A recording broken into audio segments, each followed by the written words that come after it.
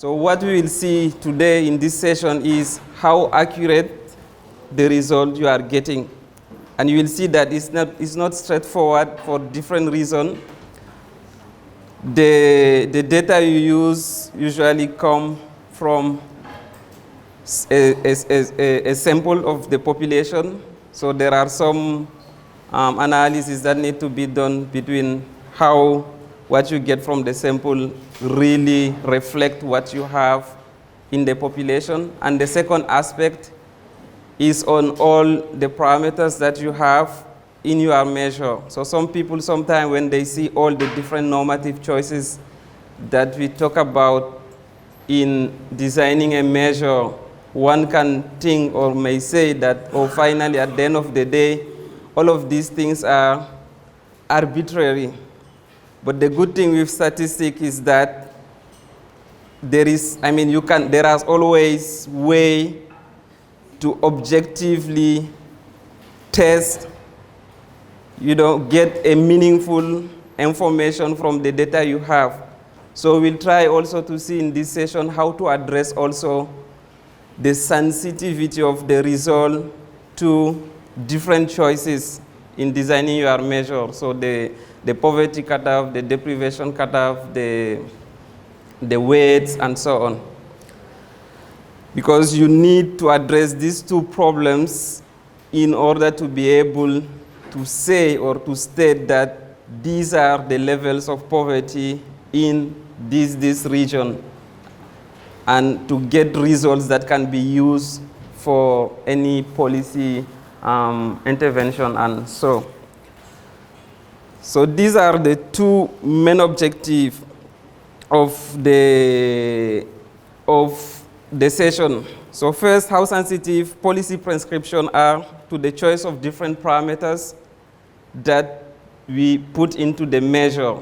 So if a national, a government want to set a policy or programs based on the level of poverty on different regions, for example, so to allocate a budget, for example, to different regions of the country. So one you can start with is to get a ranking of the region based on your measure. But how accurate is this ranking of regions? Because here is a very critical, conclusion. Because when you say, for example, a region is better than another one, that has direct implication on what the government will do. So to be able to provide this accurate conclusion, you have to test the robustness of your ranking or the numbers that you are obtaining to the choice of different parameters. And also, you have to test the ranking of these different regions to the fact that maybe that result that you are obtaining is just depend on the sample. Because as you know, the sample, there are something a bit random in them, in a sense that you go from the whole population, you select few households, and then you collect the information on that. Maybe if you change, you do it again in another round, you will get different household, and then you will get different result.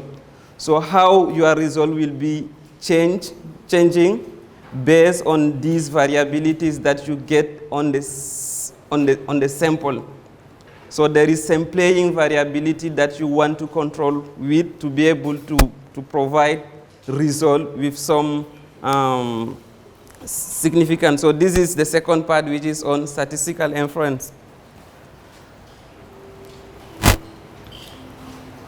So one of the policy application I mentioned was, for example, for regional targeting, for example, or regional allocation of budget. Or, for example, a government also may want at some point to claim credit about reduction of poverty over time.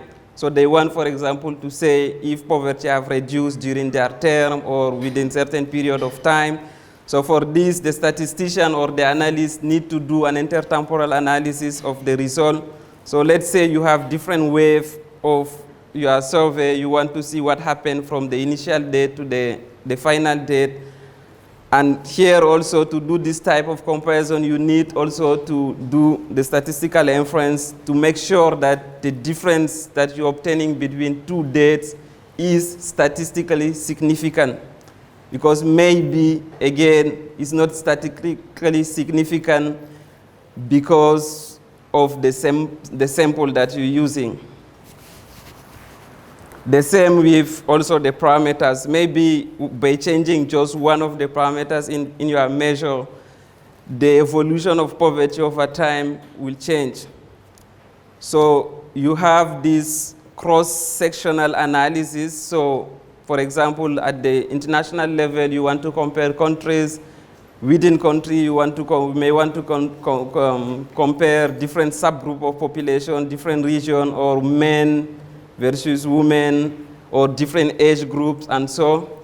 So to do this comparison, you need to test for robustness and test for the statistical significance.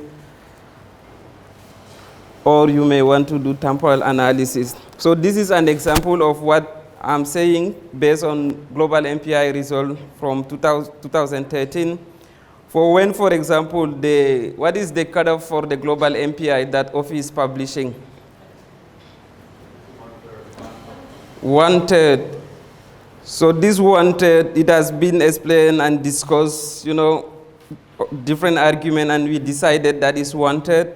So now, what will happen to the ranking that the global MPI is providing if just the poverty cutoff is moved from 1/3 to 1/2? If any time you change this kind of things, your measure is not stable or robust, so then you have to worry about it. Now, in this example, the Zambia, for example, for K equal 1/3, we see that MPI in Zambia is greater than MPI in Nigeria, but when the K takes the value 1/2, Nigeria is greater than Zambia. So a statistical question here for the analyst. So this is the case of Nigeria and Zambia, but the global MPI result, for example, is for over 100 countries. So with which confidence that you will say that your measure or the global MPI is not robust or is robust? So is it just because when you find just one of these kind of contradiction, you have to conclude that your measure is not, or you have to base it on, for example, if you find that for 10 countries out of the 100 you're analyzing. So this is the kind of things that we will see over this session. So how you can test, the stability or the robustness of this type of ranking based on this type of changes. When you change the poverty cutoff, when you change the deprivation cutoff, so the ranking or the result that you're obtaining may change.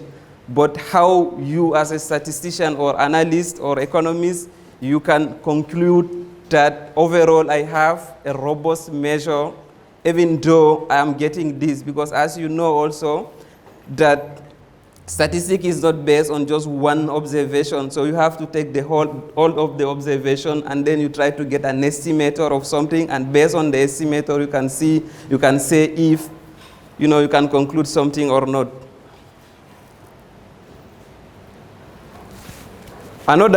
So this first one is about, this is the example of robustness, robustness analysis or sensitivity with respect to the choice of the parameter. And this second example here is the importance of the statistical inference.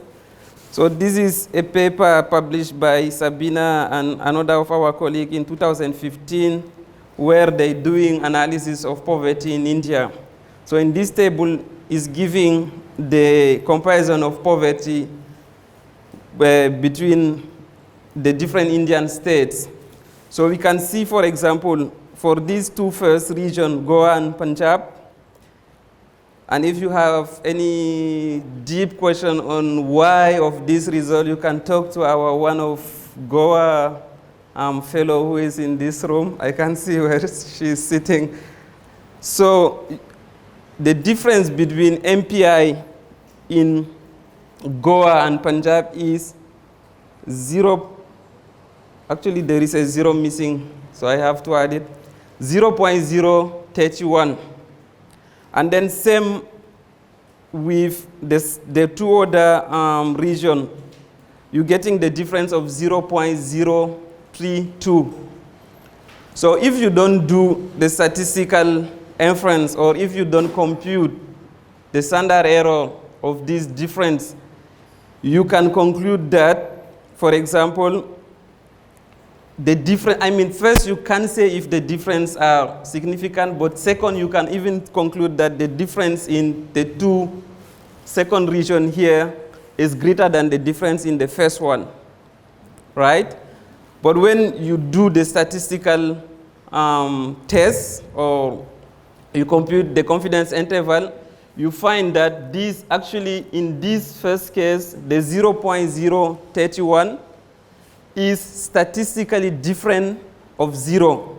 So that means it's statistically significant.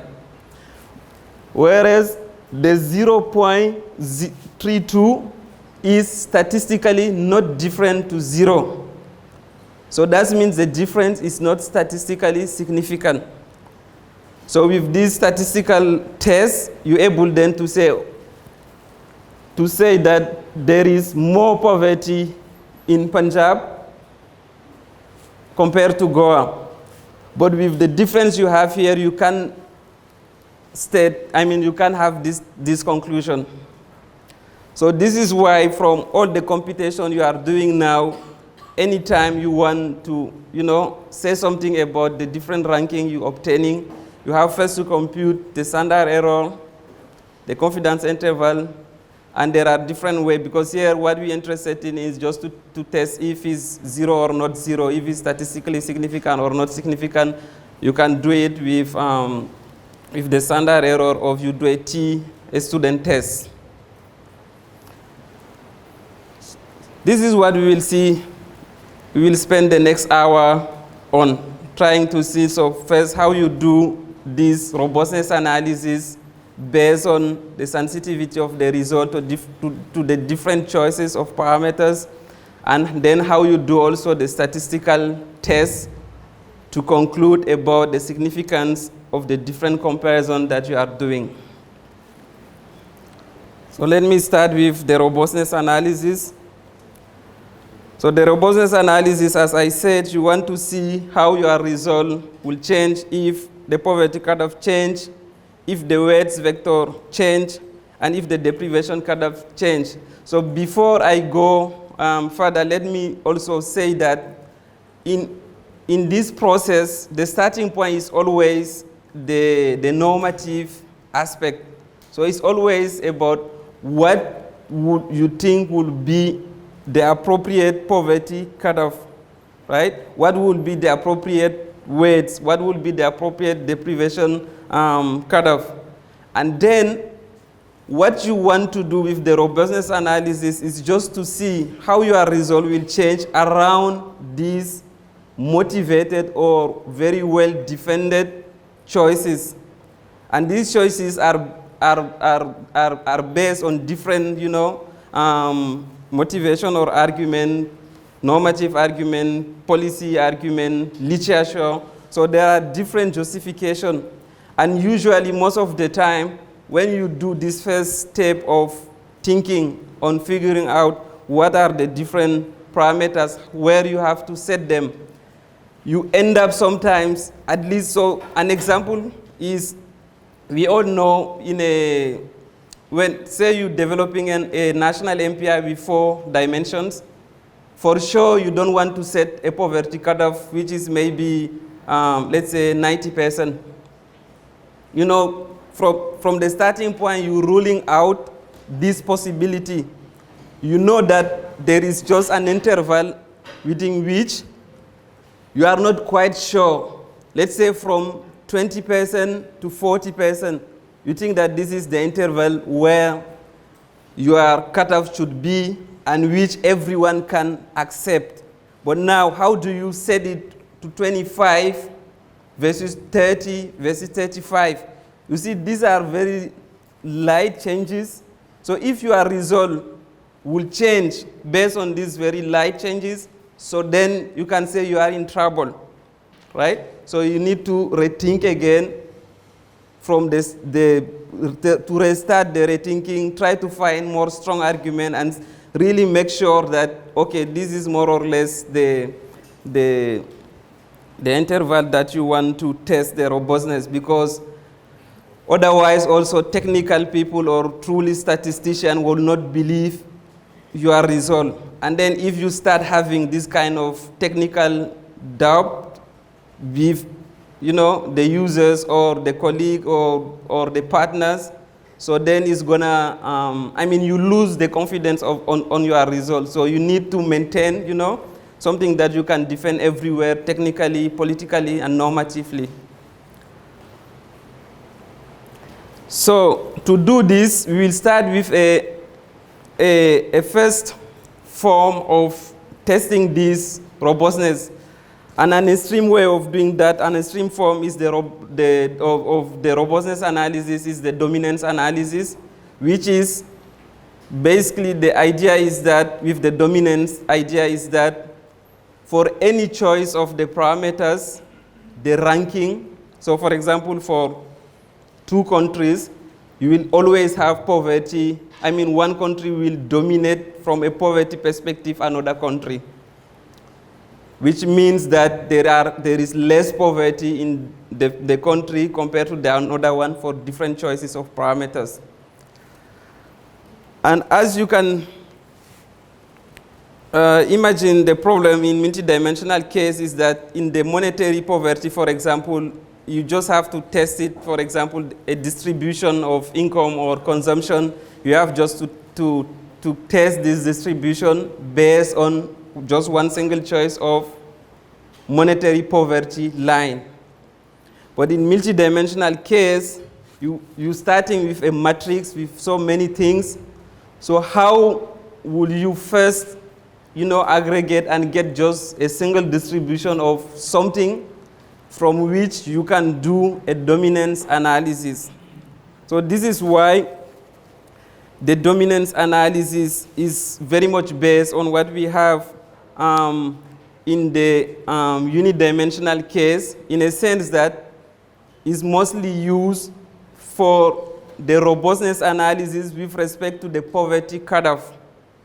So how your M0 or your H or your A will change when you change the poverty cutoff. And if you're ranking, for example, countries using M0, are you able to say that you are ranking always whole for any change in the poverty cutoff?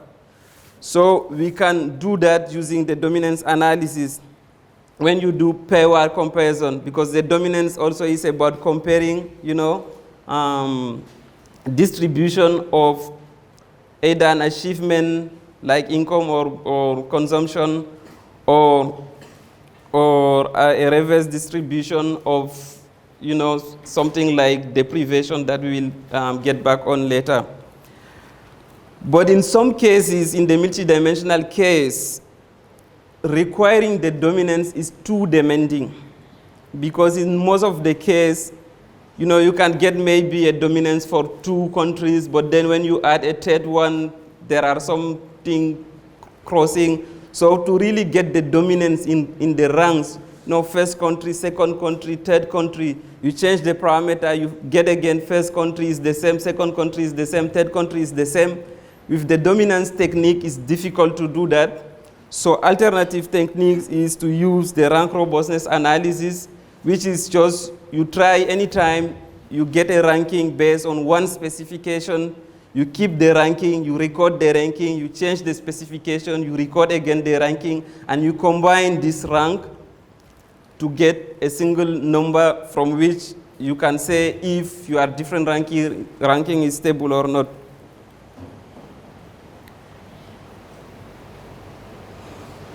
So as I just said a few minutes ago, is that so the dominance in the multidimensional case is very much based on the notion of dominance in a unidimensional case. I don't know if some of you knows, how many knows about the dominance analysis in monetary poverty?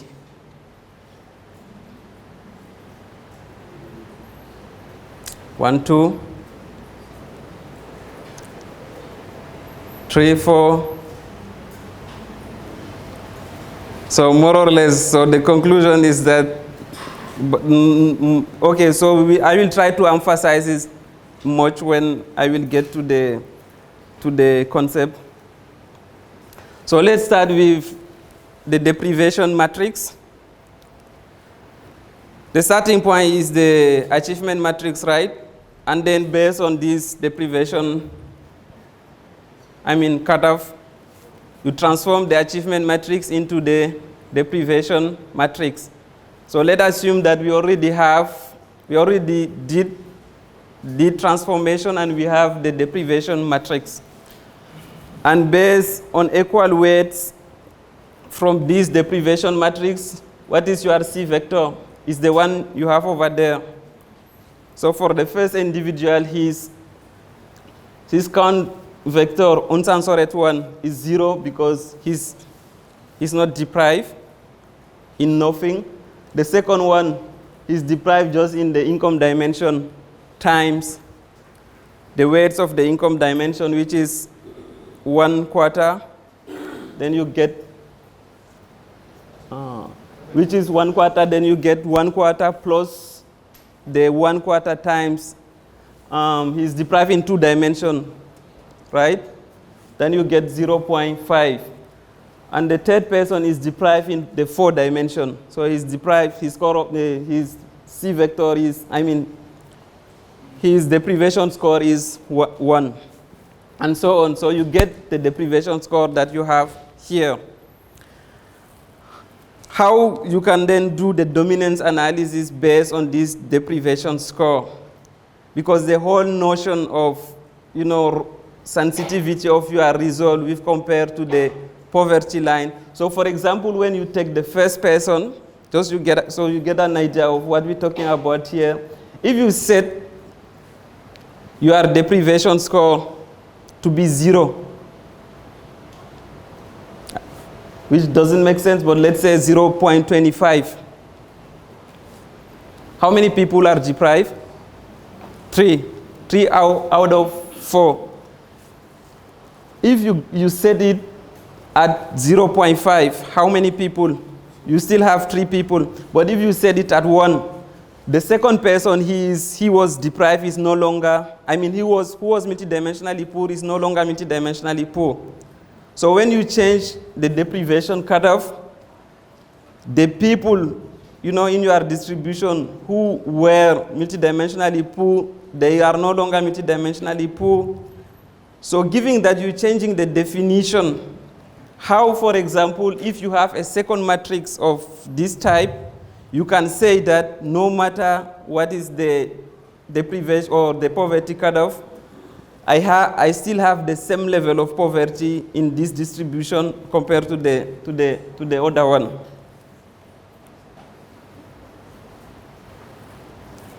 So in unidimensional cases, the dominance analysis is based on the cumulative distribution function.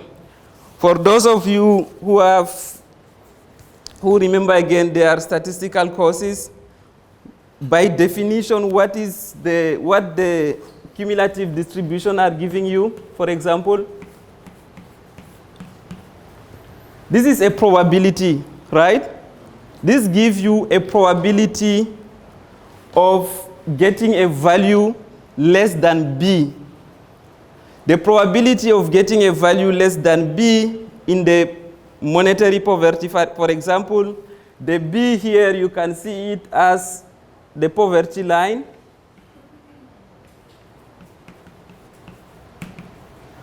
So a person who has an income or a consumption less than a poverty line is a poor person, right? A person who has an income or consumption greater than a poverty line, he is non-poor. Now, what you need also to, remind or understand is that usually the probability is a conceptual, is a concept, right? But if you want to estimate a probability, how do you estimate it? Let's say you want to estimate the probability of having an income or consumption less than B. from a sample is just equal to the share of population that has an income less than P, because this is the estimation of your probabilities. So this is why the unidimensional dominance, what it does is that you plot here the poverty line,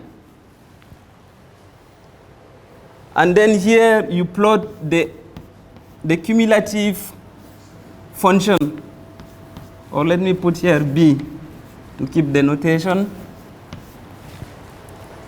So for each value of B, you want to see how many people, what is the proportion of people who have a value less than B. So then you get something here, right? And then you change, let's say B1 here, you get Fx B1, and then you move here B2, you get another Fx B2, and so on. So when you get this, what we call the dominance in a unidimensional case is that, let's say you have now a distribution here, right?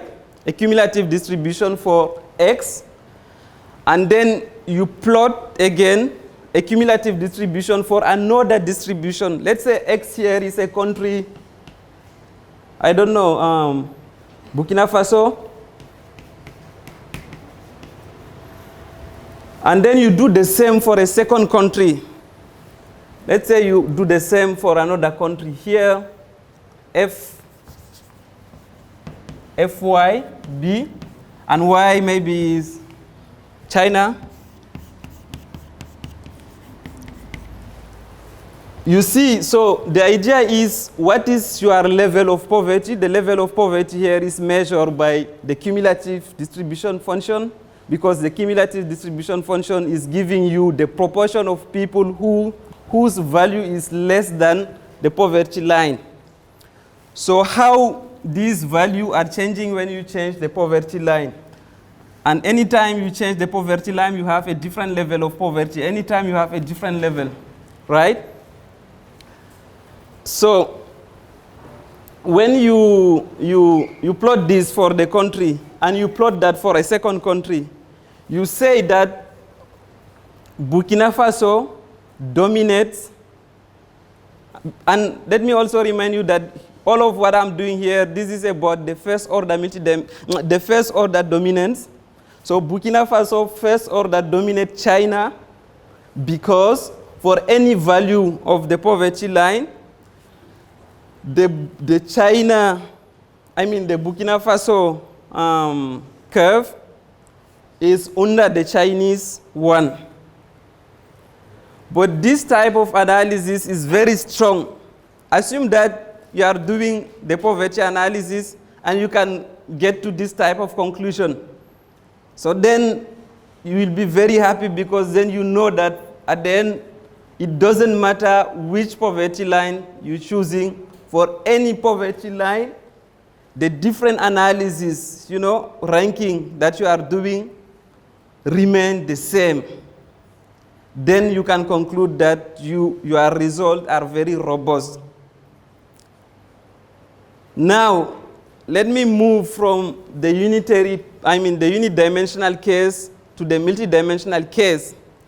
How will you do that in the multidimensional case? People who already knows about the unidimensional case, do you want to try? Yasin? Eve? No? In the multidimensional case, you can directly do this. To give you an idea, up to 2 dimensions, you can still try to not use the C-score, because you can do, with the computers that we have today, a 3-dimension graph in which you have a poverty line on one axis, and the 2 other axes, you plot what the deprivation you have on one dimension, and in the second one, the deprivation on the second dimension. And you try to see when you move the poverty, kind of how you get. But when you start having more dimension, you can't use this concept anymore, right? So in the multidimensional case, what you need to do, there are two possibilities. You always, this is why we start here with the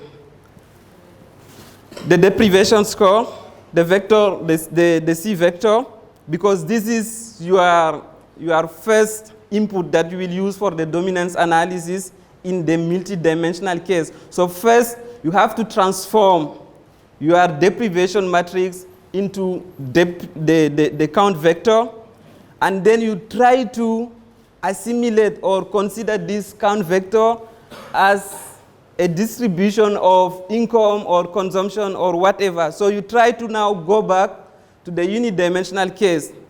But here there is a problem, I mean not a problem, there is a big difference here, which is the fact that in the unidimensional poverty case, your distribution is a distribution of achievement, because the more you consume, the well off you are. The more income you have, the better off you are, right? Because income and consumption are variables of achievement. But when you use the C vector, this is something bad, because you're talking about deprivation.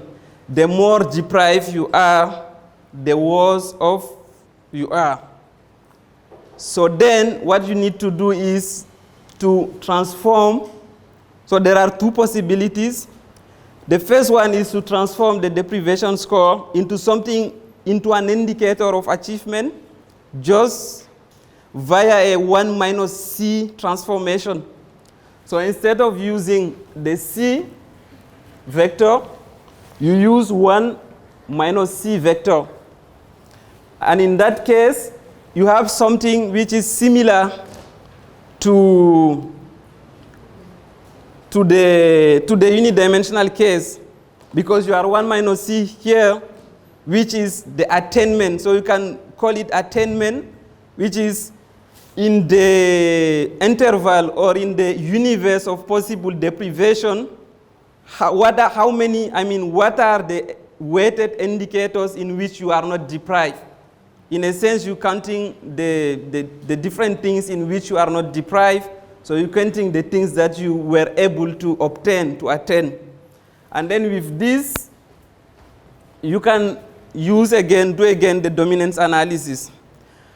But what I will show you here is a different way, which is, this is fine to do it, but then conceptually, you're going away from the poverty analysis. Because here we're analyzing poverty, so it's better to stay on the poverty domain instead of doing this transformation of deprivation to go into attainment domain. So I was explaining why we're not doing this approach of transforming the deprivation score to get attainment score. Because if you do that, you're going away from poverty analysis. Because if you do that, you're analyzing attainment, you're not analyzing poverty. So to keep analyzing poverty, what you do is there is an alternative of transforming the cumulative distribution function. So instead of using the cumulative distribution function, because if you don't do this transformation, what's going to happen? Let's say here you have a poverty cutoff.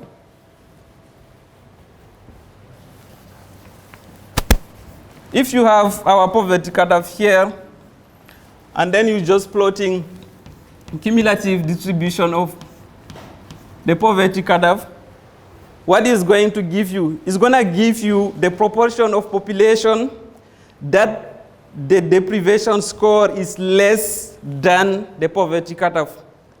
And in the MPI or in the AF methodology framework, the proportion of people that the deprivation score is less than the poverty cutoff, how do you call them? These are the non-poor. These are not the people you are interested in. You are interested in those whose deprivation score is greater than the poverty cutoff. And these people, you obtain them by taking 1 minus the cumulative function. Because by doing this transformation, because then you're taking the opposite. So 1 minus f of k gives you the proportion of people who has deprivation score equal or greater than the poverty cutoff k. And these people are the poor people from your definition. So using this transformation, you apply the same unidimensional dominance analysis that I have just explained. In a sense, you do this again.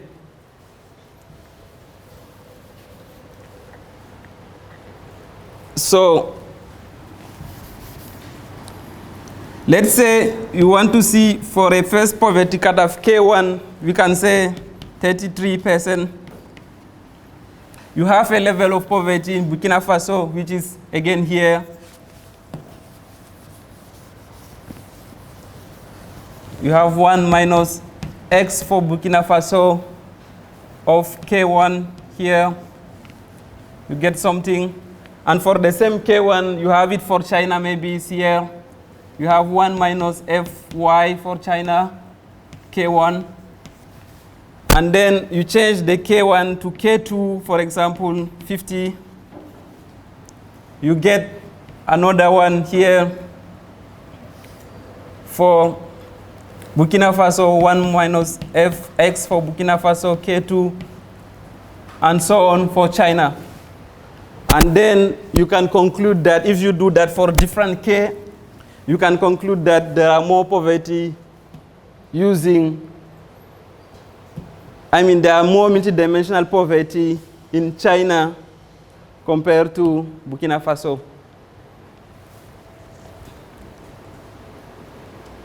So this is what we will try to do here.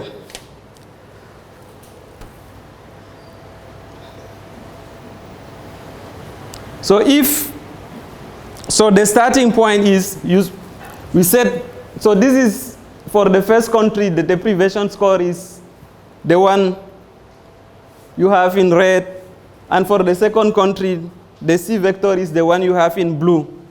So let's try to plot now the 1 minus CDF of these two countries. In a way, let's do the dominance analysis for these two countries to see if there are more poverty in one country versus the other one by using the first order stochastic dominance. And the word stochastic here is just because the whole approach is based on, this CDF, this distribution, so they are all probability concept. So if you set the poverty cutoff 0, how many people, what are the proportion of people who are multidimensionally poor? Sorry? The whole population, which means 100%, which means 1, right? So 0 is 1. And then when you change now, you move the poverty cutoff to be 0.25. How many people you have poor in the first distribution? 3 people out of 4. Then you have the 3/4 here. Now, I don't know how you say this in English. I think it's, in French we say escalator function. Usually it's just the idea that between all the value that you're taking between here and here, they all have the same value here, right? So as long as you're sticking to 0, it's always 1. When you start just moving like infinitely small from 0 is just dropped to here.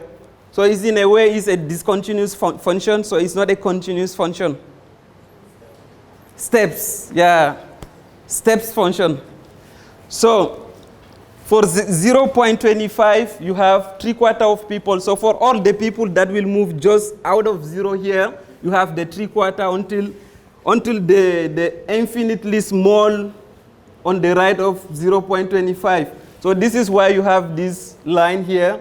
So for all the value that you have between 0 open to 20, so actually it's this, from 0 to 0.25. You have this as the number of poor people. And then when you go, you set the poverty line to be 0.5. How many people are poor? Sorry? Half. So then you have half here. 2 out of 4 people are poor. And then you set it to 0.75. How many people are poor? Just 1. So between 0.5 to 1, you will always have just 1 person who is poor. Right? So then you have the 1/4. And then, so this is your 1 minus the CDF of your deprivation score.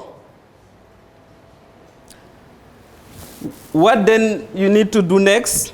You have to do it for the second distribution also, right? And it's similar, it's the same principle. So for poverty cutoff equals 0, you have the 4 people who are poor. Up to 0.5, you still have the 4 people, and from 0.5 poverty cutoff, you now have up to open here, and then from 0.5 to 1, you have half of the population. So if you set it to be 1, you have half of the population. Is it clear? So now, what do we have here? We have 2 discontinuous 1 minus the CDF. What you need then to do is just to visually see if there is any overlap between the 2. If there is any overlap, then you can conclude, there is no first order stochastic dominance, because this is a very strong concept. And then if the first order stochastic dominance is not satisfied, you can move to a second order stochastic dominance, which in this class, we are not going to look on it, but just to give you an idea, in that case, you will analyze the areas below the CDF that you compare with the areas below the other CDS, because with area you can conclude. And if still with that you can conclude, so you have to do a third order.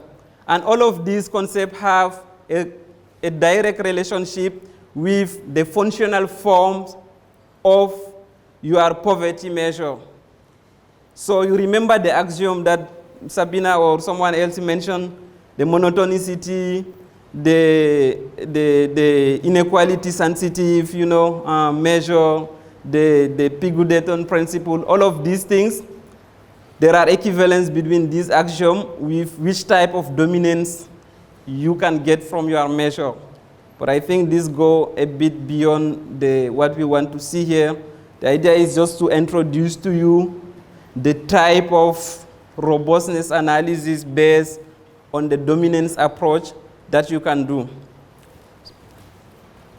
So in this example, sorry, what can we conclude?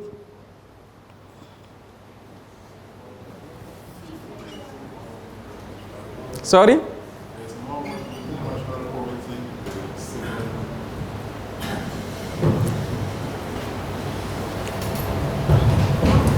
And there is more multidimensional poverty in the second population than the first.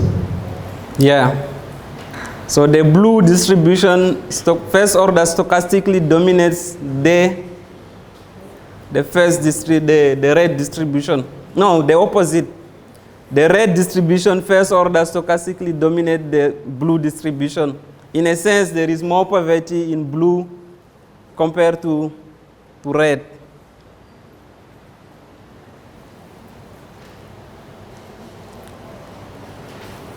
Now, remember that the CDF, we said the CDF is giving the proportion of people who has value less than. We did the transformation 1 minus CDF, and then we said these are the proportion of people whose value are equal or greater, which means all of what we're doing here, we're talking about the head count ratio H, right?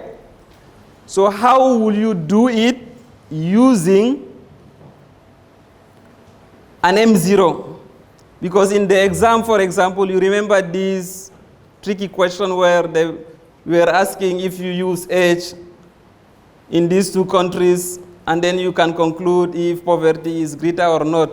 And the response was that if you just use it using H, so it's wrong. So to be able to use an MPI, you need to get an MPI that combines H and A. So this is based on H. So these, graphs here are based on H. So is it possible to get similar things using M0? I said that the first order stochastic dominance is a very strong concept that usually when you have it, that implies also the second order, implies the third order, any type of order. And I said also that the second order stochastic dominance usually look onto the areas below the graph or the curve. This is why the first one lead to the second one if you have dominance of the first one. But if you don't have the dominance of the first one, you have to test the second one. So to do it with M0 is again a similar concept of second order of dominance. Why? Because M0 is areas beyond this curve, depending on which poverty cutoff you use. This is what we're going to see into the next slide. So this is why if you have dominance based on H, you necessarily have dominance based on M0. There is a very tiny things to understand here. Look what I'm saying. I'm saying that if you have dominance with H, that means you will have dominance for M0. Does it make sense? Because if it does make sense, so why do we need M0?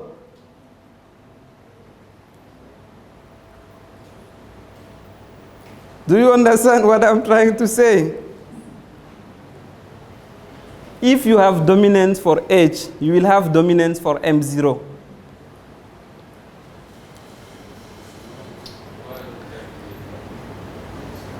Because when we say if you have dominance for H, that means for any value of K, you still have, for example, the country A dominates the country B, no matter which poverty line you're using. If you're able to get this type of result, whether you do it with H or M0, it doesn't matter, so it's always true. This is also why we say the first order is a very strong concept of dominance, which is not always, you can't always have it. You can have it, for example, for certain interval, but once you go away from the interval, so it starts like overlapping and you don't know what to do with it. So let's see how you can understand the M0 based on the areas. Let's take the first example in a union approach. In a union approach, what is the poverty cutoff? Amuzu? Sorry? In a union approach, you've been taught about union, intermediate, and intersection approach. In a union approach, what is the poverty cutoff? It's 1. So in our case, it's 1 out of 4, right? So if you are in a case of poverty cutoff 1 out of 4, I'm gonna just explain to you here why the M0 is the area, these 4 areas, depending on the poverty cutoff. And when you get that, you will get the idea that M0 is everything you have below the line, which is similar to the second order stochastic dominance and so on. So let's take the case of K equal 1. In the case of K equal 1, what is your M0? You have to censor the person who is not multidimensionally poor. So in the case of K equal 1, the first person, because here also the other problem which is confusing for you is that because from the starting point here, you see the C vector is like in a format of, how you say, vector. And then actually when we are analyzing there, we are analyzing like this. So just keep into mind that here, for example, is actually the first number is the deprivation score of the first person, the second is the deprivation of the second person, and so on.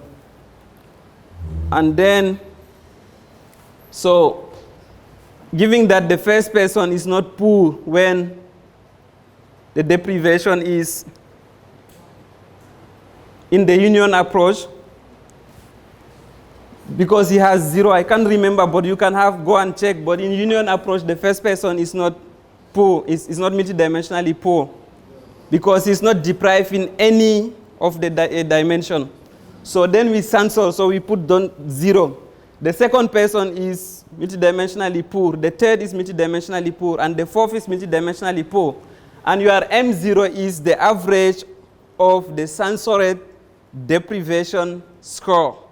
Do you know that also? There are like 2 to 3 ways of calculating M0. One way of doing that is just to get the deprivation vector. You censor all of the person who are not multidimensionally poor. You just keep those who are multidimensionally poor. All the rest you put 0, and then you take the average. So when we do that, what is 0.25 is the deprivation score of the second person, right? 0.5 is the deprivation score of the third person. 1 is the deprivation score of the fourth person. And then you take the average, you get the M0. Now, the things you need to understand why this number is equal to these 4 areas. So 0 is 0, right? 0.25 divided by 4 is actually this area, because you have here 0.25, right? Multiply by what you have between 3/4 to 2/4, which is 1/4. So this area is exactly 0.25 times 1/4. And this second area here is what? Is the second number you have, which is the deprivation of the second person times 1 over the total number of person, because here is because you have 4, because 4 correspond to the number of person also. So which is 0 to 0.5, this distance, which you have here, times time 1/4, which is again what you have between 1/4 to 2/4. And then you have the one here. The one here is you have from 0 to 1 times the 1/4. So in the case of union approach, the M0 is exactly this area 1 plus this area 2 plus this area 3 plus this area 4. Right? Now what's happened if you move from the, actually what you need to understand here, I'm just trying to convince you that, giving you an example, a concrete example, that the M0 is really what you have below. Because if you want to really get these things by mathematics, computation, you're able to do it also, because you just have to go from this formula, assuming that this is what you have. So there are more mathematics. People who are interested in doing statistical maths, there are things that they may want to understand and go to compute all of these things. But given that we are a very diverse class, so I just give you the intuition of why it's true. So in a case of K, for all K which is not the union approach, K is not union approach for all K greater than 0.25, right? For this case, for example, let's say you take the K equal to 0.5. If K equals 0.5, so here, in addition to censoring the first person, you have to censor the second also. Because the second person, in a case of K equal 0.5, he's no longer multidimensionally poor. So that's why you get the second 0. And then you have to work just with the deprivation score of people who are multidimensionally poor. So then you have these two numbers, and then you take the average divided by 4.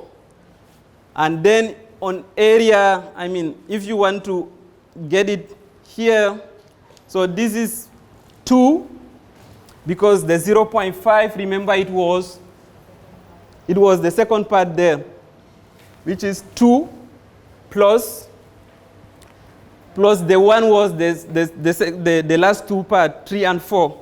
This is why in a case of K equal 0.5, that corresponds to 2 plus 3 plus 4. So when you set your K equals 0.5, your M0 is actually this surface here, area. It's actually everything here minus 1. Conclusion is, or let me go to K equal 1 also, so that those who are not getting maybe they. So for K equal 1, how many people you have multidimensionally poor? Just one person. And in that case, you have to censor all the 3 first person. So they will all get 0, 0, 0 plus the deprivation score of the only poor, because in that case you are in an intersection approach, right? And then you divide it by 4 to get the average. And if you do that, basically you moving out these two parts here, and then you just obtaining this one here, which is the 0 to 1 times 1/4. Conclusion, what you need to keep in mind is that if you have dominance, first check dominance for H, because it's very straightforward to check and it's very intuitive and it's very directly linked to the dominance literature. If you have dominance for H, finish. So you conclude just that, okay, you are measured, you have dominance for H, so you have it also for M0, and that's it. And if you don't have dominance for H, you can, sorry, you can look for dominance for M0 based intuitively on the areas that you have beyond. So actually you have to move to a second order dominance to see if what you have below the curve is less than what you will have for another distribution.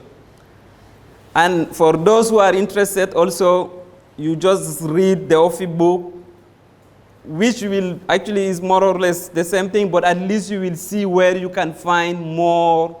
I mean, if you want to go into deeply into this concept from all perspectives, statistical, maths, you know, everything, axiomatic way. So there are papers that are developing these things. I hope you understand. So all of what we did also, I already said these are discontinuous function or step function because we are analyzing here things which are discontinuous.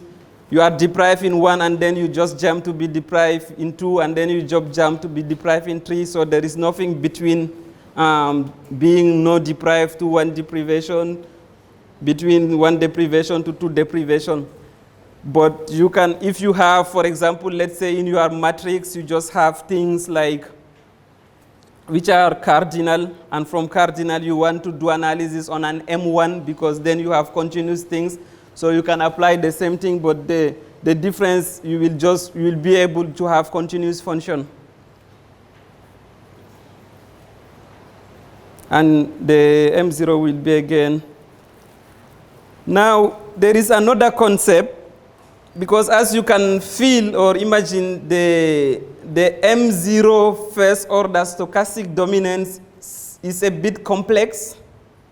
So there is a similar concept which is more easy and very practical that most of the time we do when we do MPI analysis, is what we call the M0 curve, which is basically is very easy and simple.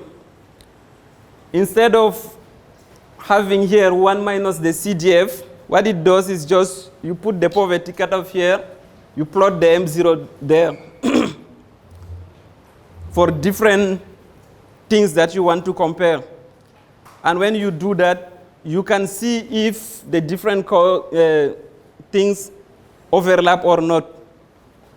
So this has been done, for example, by Yele Batana in a paper published in 2013, where he developed an MPI for 14 West African countries, a woman MPI actually. And with this woman MPI, he tried to rank the different 14 countries. And with this, his analysis is finding, for example, this result, where you have 3 countries here, Ghana, Niger, Nigeria. He plotted the poverty cutoff here, and he plotted the M0 there.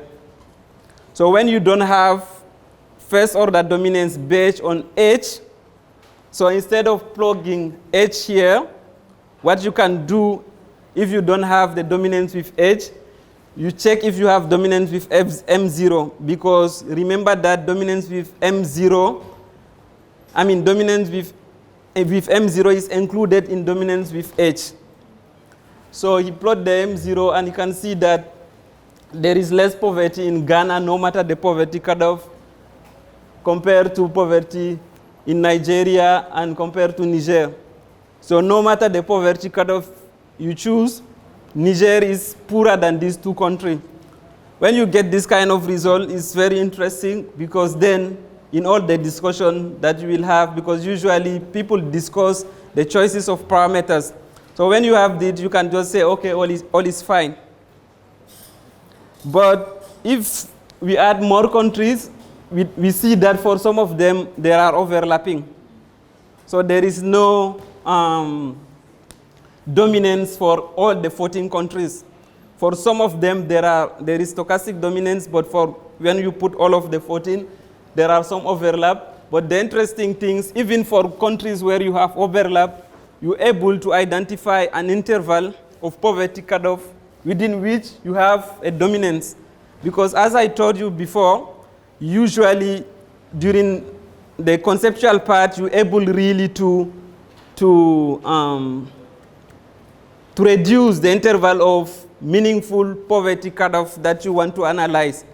So even if you can't get the dominance over the entire 0 to 1 interval, but if you're able to get the dominance within a limited interval on which you really think that the poverty cutoff should be, so that's a good result also. I think I need to move very fast. Now, this is what I had to say on the dominance analysis, which, as I introduced, is a way of testing the sensitivity of the result in pairwise comparison, meaning that when you want to see, even with many countries here, always you want to compare one by one to see if the things are overlapping or not overlapping. And sometimes you don't have dominance, because dominance is a strong concept of robustness analysis. So when you don't have dominance, so let's say, for example, in the case that we have here, you're seeing some overlap there, some of the curve, they don't overlap. So overall, what type of conclusion you can say about the result? Or are you just going to say, once you get an overlapping, your results are not robust? So this is what the second type of robustness analysis is doing. The rank robustness analysis is trying to compute a rank correlation coefficient from which you can say with certain confidence that your results are robust or not robust. And the interesting things with the rank robustness coefficient also is that it goes beyond the pairwise comparison. So you can do that for the entire different units that you are comparing, for example, the entire countries of your data set or the entire regions. So you can say overall, my results are robust or not robust. And interesting things with the rank correlation also, everything I presented so far was based on the analysis of the sensitivity with respect to the poverty cutoff. In a sense, with respect to one single parameters.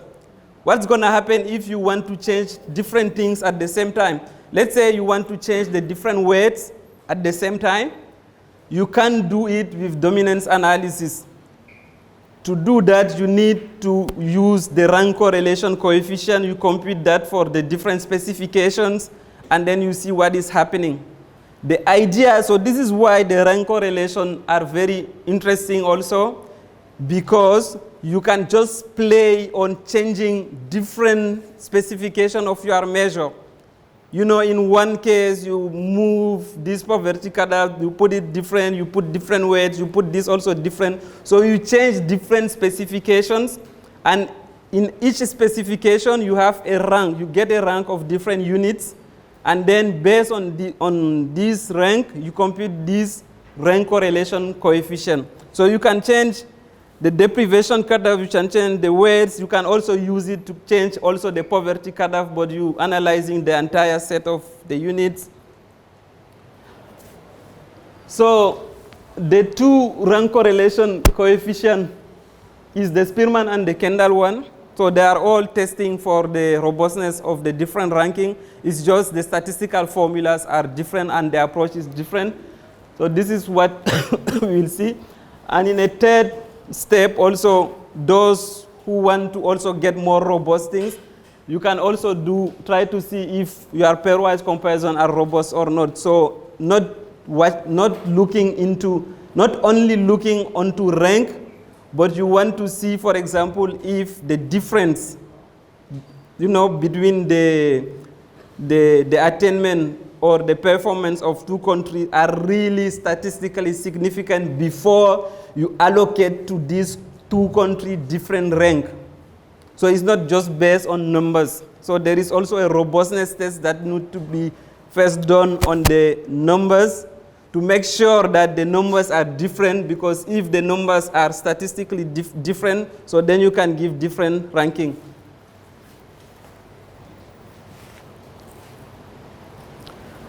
So let's say the Kendall tau which in a case for 10 countries, for example. So actually the Kendall is trying to look, so when you have, let's say you're comparing 10 regions of a country. For the 10 regions of a country, how many pairwise comparison you can have? You can have 45 pairwise comparison. And with this, and what we call here pairwise comparison is like, let's say first you want to see what is the position of region 1 compared to region 2. And then what is the position of region 1 compared to region 3? And then what is the position of region 1 compared to region 4? And then what is the position of region 5 compared to region 7? So this type of pair combination, you can get 45 of them if you're analyzing, for example, 10 regions. The idea of Kendall is to see for each of these pairwise combination, by changing the specification or by changing the definition of your measure, if you're getting always the same position. In a sense, if let's say you have a specification 1 in which region 1 is better than region 2, and then you change the specification, you go into specification 2, maybe for example you change the poverty cutoff or you change the deprivation cutoff, but you have a new specification 2 in which now you are not obtaining region 1 is better than region 2, but you're obtaining the opposite. If you obtain that region 1 is still better than region 2, we say that you're obtaining your comparison is concordant. If not, we say is discordant. So the coefficient is based on the number of concordant minus the number of discordant divided by the number of concordant plus the number of discordant. So did you understand the concept of discordant and concordant here? Because once you understand the idea, the computation is very easy. It's just one word in one line in Stata, because it's a command which is already in Stata that you have just to compute the. So what is the extreme case? The extreme case, let's say that when you change the specification, you just have discordant all the time. What's going to happen? Your C here will be 0 because you just have discordant. So once you change the specification, for any pairwise comparison, you just get different, position. I'm not saying rank here. So it's really relative position of one country compared to another, right? And then in that case, the C equals 0, the C equals 0, and then you have minus 45 over 45, you get minus 1. And the other extreme is that when you change the specification, you have all concordant. In that case, your D is 0, so you have 45 over 45, you get 1. So this coefficient varies between minus 1 to 1. Minus 1 is completely, non-robust measure, and 1 is really very robust measure. In a sense, nothing is happening to your pairwise comparison when you change the specification of the measure or the definition. And there is and here we are assuming, for example, that you always can have, concordant or discordant. But in some cases, for example, you can find two countries that always have similar value, in which you can say if it's, concordant or not. So in that case, we say there is a tie, and the formula, the corrected formula for the tie is the tau B in Stata, because you have tau A, tau B, and so on. So the difference with the Spearman, the Kendall is counting the number of concordant of pairwise comparison versus the number of discordant.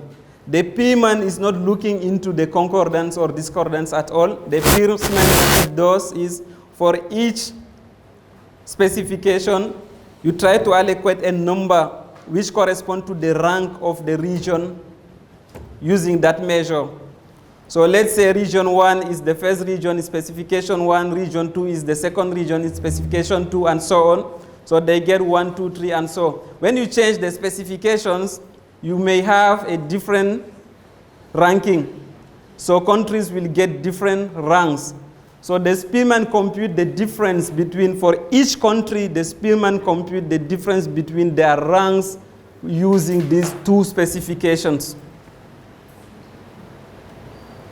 which is the RI here. The RI is the difference between the rank of country 1 in specification 1 versus the ranking of the same country in specification 2. And then you calculate it using this. The N here is the total number of region or country that you are analyzing.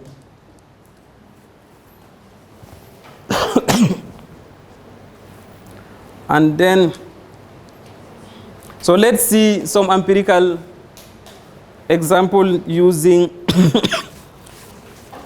using the changes when you change the weight. So these are 4 different specifications of weight structure for the global MPI. The reference one is the one we know, which is 1/3, 1/3, 1/3 for each dimension.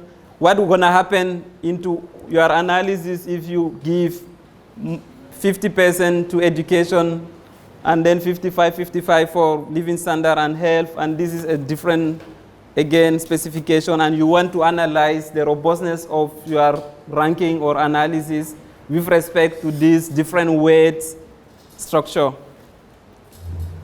And this, the first time they developed, Sabina developed and Mariama Santos, the MPI, the global MPI, in 2010 in the working paper, and then the working paper has been published in 2014 in World Development. They did this robustness analysis with respect to the changes in weight structure. So these are the different weight structure, and then for the same weight structure you have this, and then we try to see, for example, for 2 specifications, for each of the 2 specifications, how robust is the result using the different rank correlation coefficient that I just presented. So let's say I take this example here. You want to see how robust is this specification compared to the 1/3 global MPI specifications. We're getting, for example, a Spearman coefficient of 0.97. So the results are really strongly associated. In a sense, the result, by going away from 33% for each dimension to 50% for education and 25 for the rest, you're getting similar ranking of country. The same with Kendall is quite strong also, but it goes a bit down. The first one actually was just for the purpose of literature and technical comparison, because the Spearman coefficient apply to linear relationship. So this is very strong. Usually we don't apply it for the MPI comparison where it's not about linear things, they are really ordinal things. But when you're analyzing 2 function or distribution, linear distribution, you may want to also compute the Pearson. But in your national MPI or MPI research, you can compute these 2 and see what is happening. We took a lot of time on the first part on the robustness analysis. The statistical inference, I will go very quickly on it, because in any case, these are things that we already know, but we just want to remind you that you have to compute standard error when you do the MPI analysis and confidence interval to be able to conclude. So I said in the introduction that there are 2 aspects you need to do after you compute your result. The first one is to test the robustness of your result with respect to different choices. This is not a typically statistical problem. This is more a conceptual and analyst problem. And then you have a typically statistical problem, which is the fact that you are using a sample. of the population. So you are not using the entire population of the country, but you are using a very small sample to say something about the country. So you say poverty in Burkina Faso, poverty in China. So we always say the country, but behind we are not using, we don't know entirely what is happening to the country. We use household survey. How your results are sensitive to this sampling step or sampling data that you are using. So for that, you all know about that. So you have to compute the standard error of the estimator that you're trying to compute. And in our case, our estimator is M0, H, A, uncensored head count ratio, censored head count ratio. All of these things, you estimating them. The statistical principle or idea here is the fact that actually you have an actual distribution, which is the distribution in the population, and you use the sample to get an estimate. So there is this idea of estimator. So you need to understand how your estimator is varying to the different things. To obtain the standard error, there are two ways of doing it in your analysis. The first one is the analytical approach, and the second one is the resampling approach. In the analytical approach, what you do, you start with the analytical formula of the estimator. So in our case, you start with the analytical formulation of M0 or of H or of uncensored head count ratio, and from the distribution that you have of your population, and then you compute a standard error based on that, which is, as some of you may recall, is a bit complicated, and at some point usually you always have to do some assumption, hypothesis on the asymptotic distribution of your variables, so that you're able to simplify the formula and get really the right formula of the standard error you're looking for. Or if you don't want to do that, you can also do the resampling approach, which is the commonly used. Is you have a sample, you try to resample again based on the information that you are getting from the sample, to resample and get a second sample, a third sample, a fourth sample, and for each of these samples you compute your estimator. In our case, you compute M0, you compute H, and so, and then at the end you have different sample and different value of M0, and then you can just calculate the standard error of this distribution of M0 according or with respect to the different sample that you do. And to do the resampling, you use bootstrap techniques, and there are many other techniques. So let's see. So these are the analytical approach. As I said, there are some assumptions. The first one is your sample is drawn from a super population, which is like your population is infinite. In a sense, in a practical way, your sample is very small compared to the actual population. And usually this is what also we have in household survey. For example, DHS is very small compared to the actual population. In most of the cases, it's less than 1%. And then you also doing like you draw with replacement, which is, this one is not true in household survey, because usually when we visit a household, we're not visiting it again. So there are issues to do analytical approach, and the bootstrap approach. So actually, as I explained, is like getting the standard error artificially from your data set. So from your sample, you just redo the resampling and you get the standard error.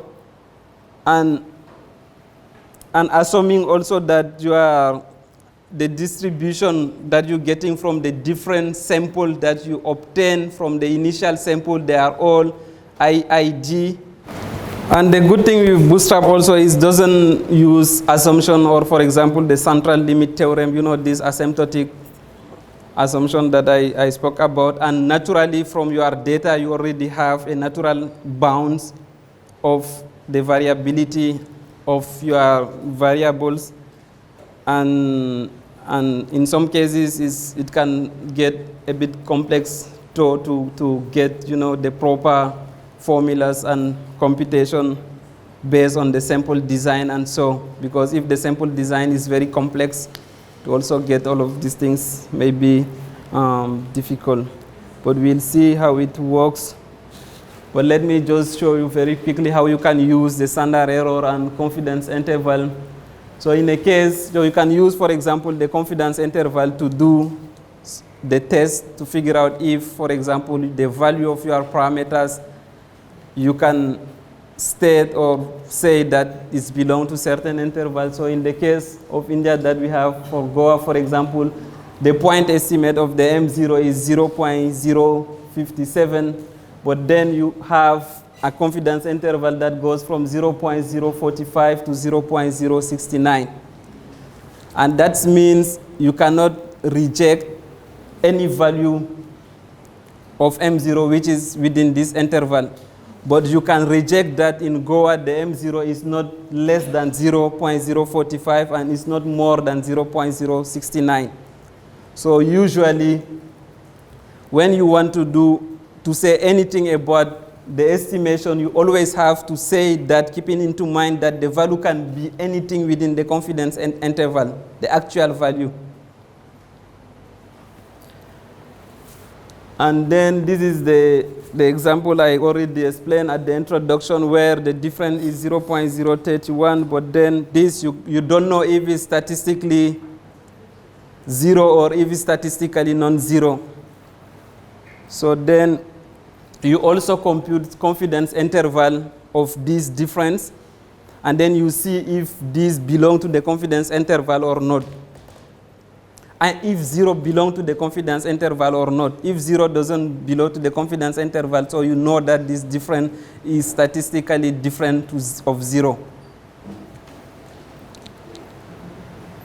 And these are another example based on the last global MPI, the changes over time, where the comparison was made for same countries to see for different dates if you have significant changes over time or not. So you can see, for example, for the different cases we have in the table, some of them are really strongly statistically significant at 1%, the other one are 5%, and the other one are 10%. And the percentage, I think we all remember that this is the level of error or confidence that you want to get into your result.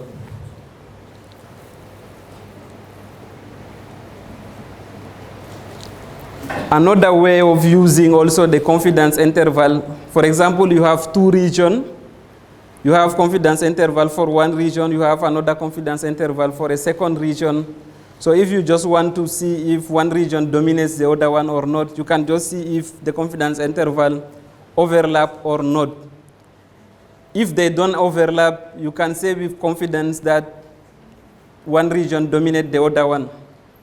But if they overlap, you can conclude you need to do a proper hypothesis test, because maybe the overlapping is not statistically different of 0. So you can get some overlap here, but maybe this distance is statistically 0, even though you're seeing something similar to what the number 0.032 that we saw in the introduction. There were a number there, but this number is actually not different to 0. So the first thing is just quickly to see your confidence interval and see if they don't overlap. And if they don't overlap, you can very quickly have some conclusion. But if they overlap, you have to run a proper hypothesis test. And then if you want to do more complicated things also, but more accurate things also, so for the robustness, for example, for the rank correlation, as I said, before you give the rank, different rank to different country, you have to check first if the difference between the country are statistically significant, and if so, then they can get different rank, and then you can compute. But if the difference are not statistically significant, they have the same rank, and then you have also to treat that accordingly. Similar with the dominance, all of this curve that I presented, I was not talking about the statistical inference. So normally you have also to mix it with statistic inference. In a sense, for each curve here, you put also around the confidence interval. So before you say one is dominating the other one, you can say that just if the confidence interval are not overlapping. So this is the more rigorous way of doing it, and usually in all of the academics paper or national MPI, we do it also.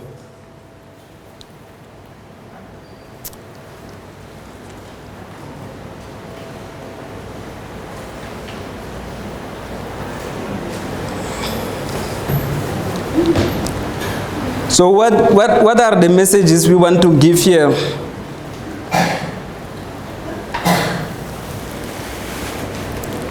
We want to give two messages: that computation just without doing this robustness analysis and statistical inference are meaningless. So before you say something about your result, there is another step that you need to do, which is running all of the robustness analysis and see how sensitive are your results with respect to the different choices, different poverty cutoff, different weights, different deprivation, poverty cutoff, different deprivation cutoff. And all the comparison that you are doing, whether cross-section comparison or intertemporal comparison, you also have to check if these differences are statistically significant if you use a sample. Now I will conclude by also saying that there are some cases where you are not you're using directly a census, so you are not using a sample. There are few countries that are developing or develop the MPI using census data. And in that case, normally you don't need, if you have the entire, population, you don't need to do the statistical inference. But for example, in the case of Tunisia, we are working with recently, we use census data, but we compute we did the statistical inference just because they have a principle that they don't analyze the entire data of the census, but they just analyze 20% of, so they draw 20% of the sample of that population. And the idea is just because the other type of analysis that they are doing, you always get the good result that you want by analyzing 20%. In a sense, is too much more representative of what they want to analyze. Because you remember I said for DHS, for example, sometimes you have 1%, your sample is representative, is equivalent to 1% of the population. So when we were using 20% of the population of the census, we had to do two things that I haven't spoken about that here and that you have to do in that case. There is one hypothesis of infinite population that are behind the computation, in a sense that your sample is very small. In this case, this example, our sample was 20%, so the assumption is no longer possible. So there are a correction factor that you have to add into computing your standard error, which is the finite population correction factors. And then we compute